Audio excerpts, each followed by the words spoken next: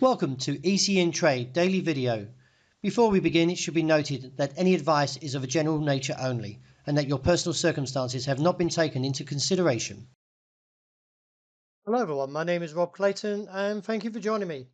The Australian dollar is currently experiencing a period of volatility as the market falls back into a mixed sentiment, while the US dollar index, which measures the greenback strength against a basket of 6 major currencies, staged a minor traction towards 103.50.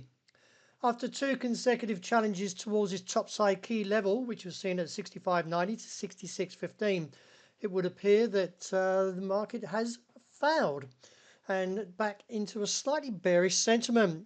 Along with that, it is seen as the 60-day simple moving average, which is also seen as a key level. Keeping an eye on these technicals and not quite confirm the bullish outcome, so any pullback may find support around 65.45 to 65.10.15. With that being said, if we do see a break above 66.15 and clearing the 60-day moving average, it should reinstate the upside and give a trajectory around 66.65 immediately to then 67.20.25.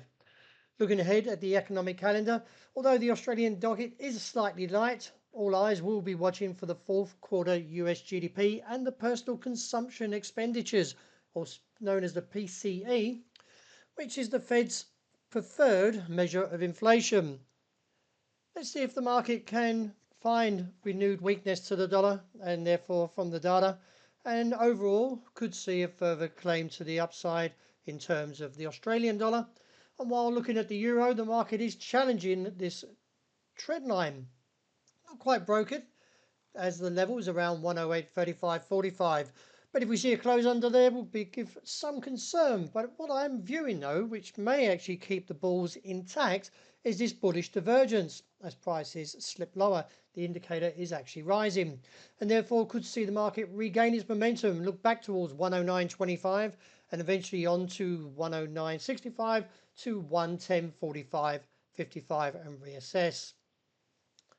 It is assessed from the US gross domestic product, or the GDP, forecast holds around 2% after previously printing a wild 4.9% in Q3, while the consensus expects for the PCE, which excludes the volatile food and energy components, is expected to come around 0.2% increase for the month and 3% increase for the year.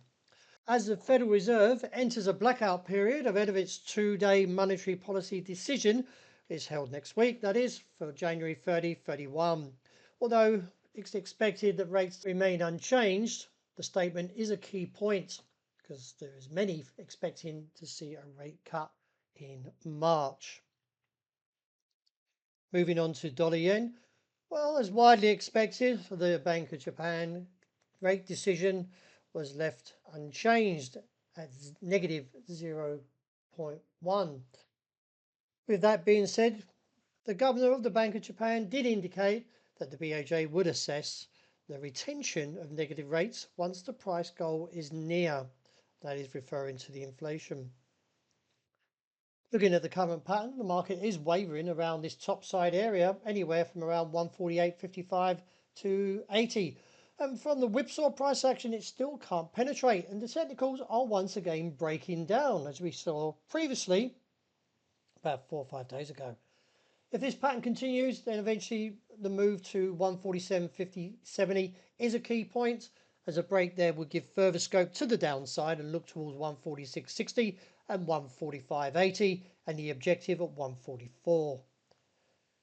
Sterling, well, the market was a little bit mixed, but still holding to its recent gains after the whipsaw price action yesterday came into play after economic data showed that the UK borrowing costs fell by half at the end of last year, dropping from 7.8 billion in December, which was far lower than expected borrowing costs of around 14 billion. The market was a little bit mixed from the data, but still overall, I'm holding the view that we should eventually reach the topside objective of 128 figure 30 and the base holding at 126.10.15. Looking at the gold outlook, a little bit mixed after recently breaking and confirming the topside level of 2050. The break of 2026 has appeared to have been on is lackluster. But nevertheless, I'm still holding the view presently that as long as we don't break any further beneath 2017, that the market should eventually regain its momentum and look towards that top side of 2041 42, or with the cap holding around 2054 to 58. With the recent talk of an inverse head and shoulders, which is a shoulder, head and shoulder, the trend line is still holding, and while intact, along with these firmer technicals, could eventually see the market challenge the 75.50-75 level, and maybe even going beyond there with a measured move somewhere around $81 a barrel.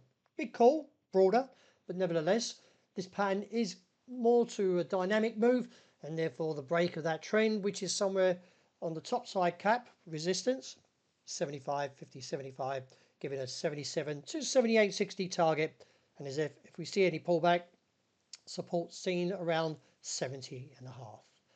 Well, that's a wrap. Thank you for joining me, and as always, look out for the intro report, and I hope you enjoyed a great start to the day.